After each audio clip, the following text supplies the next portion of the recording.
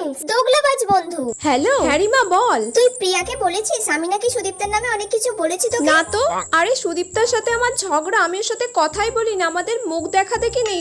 তোকে কে এইসব কথা বলেছে যে তুই আমাকে বলেছিস এইসব? না, আমি শুনলাম তাই তোকে জিজ্ঞাসা করছি। সুদীপ্তার সাথে আমি কোনো কথা বলি না। বুঝলাম। না রে। আমি তো সেটাই ভাবছি এতক্ষণ ধরে। আরে তুই তো আমার বেস্ট ফ্রেন্ড। হ্যাঁ আমি জানি তো।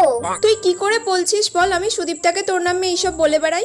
কেউ কিছু বললে তুই সেটা আগে আমার থেকে কনফার্ম হবি, তারপর তুই আমাকে কিছু বলিস বা আমার সাথে কথা বন্ধ করিস। কিছুক্ষণ পর। হ্যালো। তোর সাথে কিছু কথা আছে। হ্যাঁ সুদীপ্তা।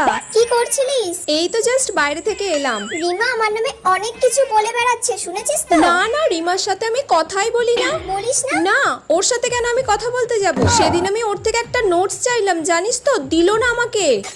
এত বাজে মেয়ে হয়ে গেছে এখন, একবার এই বয়ফ্রেন্ড একবার ওই বয়ফ্রেন্ড, এই সব করে বেড়ায় খালি।